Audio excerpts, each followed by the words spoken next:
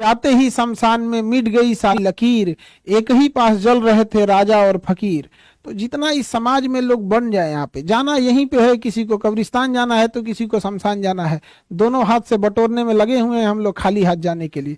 हम लोग के समाज में ना आचार्य रजनीश थे, अब तो नहीं रहे, उनका एक बड़ा प्रचलित एक कथन था कि शमशान घाट और कब्रिस्तान अगर समाज के हमारे शहर के बीच में अगर रहता, तो अगर ऐसे बीच में रहता तो इससे लोग डेली डरते और देखते कि यही हमारा लास्टली, हमें यही आना है। बट हमारे यहाँ क्या है ना कि वो सब शहर के लास्ट में होते हैं, तो लोग को कभी कभी जाना होता है, देखना होता है, वरना अगर ये सब चीजें बीच में रहती तो लोग जरूर डरते हैं यहाँ पे।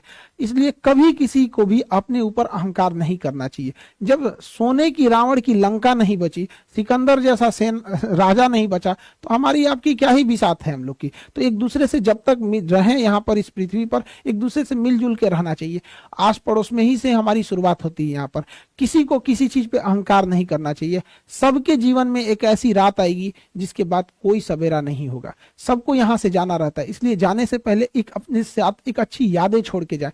हमारे साथ जो जैसे विवेकानंद हुए, एपीजे अब्दुल कलाम, अटल बिहारी वाजपेयी, ऐसे लोग हैं। अब ऐसा हम नहीं कह रहे कि सारे लोग इतने महापुरुष हो सकते हैं, जैसे ये लोग हैं पूरे देश के लोग नाम लेते हैं। एटलीस्ट इंसान उतना तो हो सकता है कि उसके मोहल्ले वाले कम से कम उसका नाम ले सके। यहाँ पर पूरे देश लेवल के लिए हर एक मानते हैं कि सब लोग विवेकानंद नहीं, सब लोग अंबेडकर साहब जैसे नहीं हो सकते, एटलीस्ट समाज के लिए तो रोल मॉडल हो सकते हैं यहाँ पे। तो कोशिश करें हम लोग कि अपने परिवार, एटलीस्ट समाज के लिए, मोहल्ले के लिए तो रोल मॉडल बन सके हम लोग। जिंदगी को ना एक लूडो की तरह पे समझेंगे तो काफी आपको सीखने को मिलेगा। हम लोग जब लूडो खेलते हैं ना तो उम्मीद करते हैं 6 आएगा, लेकिन 1 भी आता है ना तो चलना पड़ता है। जिंदगी में भी यही होता है, उम्मीदें बहुत होती हैं, थोड़ा भी मिलता है तो चलना पड़ता है हम लोग को।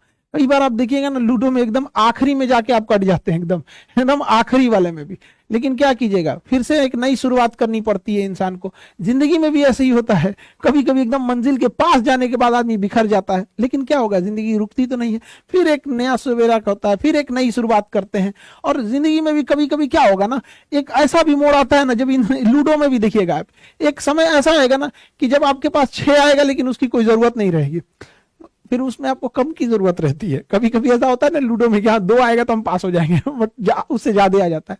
जिंदगी में भी एक दौर ऐसा आएगा ना जब इंसान के लिए पैसे वैसे की कोई महत्व नहीं रह जाएगी यहाँ पर, फिर इंसान सुकून शांति ढूंढने लगता है। तो हमें भी अपने छोटी छोटी चीजों से सीखनी चाहिए कि बहुत चीज नहीं है ये पैसा, धन दौलत, ये सब चीज। इंसान बेहतर होना चाहिए एक दूसरे के प्रति। इसके बगल में बैठने वाले गरीब को एहसास नहीं होना चाहिए कि वो व्यक्ति गरीब है। जिंदगी चलती रहेगी अपनी यूं ही, लेकिन सबको मुस्कुरा के रहना चाहिए। जब हम मुस्कुराते रहते हैं तो एक पॉजिटिव एनर्जी बनती है हमारे आसपास में। उससे क्या होता है कि किसी भी विकट परिस्थितियों से लड़ने का एक मौका मिलता है। तो हर इंसान को मुस्कुराते रहना चाहिए, ज्यादा ये नहीं देखना चाहिए कि कौन क्या कर रहा है। हमारा समाज ने तो माँ सीता को अग्नि परीक्षा में बैठा दिया था। सोचिए, उन्हें वनवास हुआ था तो उनकी क्या ही गलती थी, उतना लंबा वनवास काट के आई, उधर रावण की लंका जली, क्या सोच के आई होंगी अपने गांव वापस अपने घर पे कि अब हम घर में परिवार के साथ खुशहाली से जिएंगे। लेकिन जब लोगों ने भगवान को नहीं छोड़ा, सीता माँ को अग्नि परीक्षा में बैठा दिया, तो क्या लगता है ये समाज हमको, आपको या आपके अगल बगल वाले लोग को छोड़ेगा? कभी नहीं छोड़ेगा।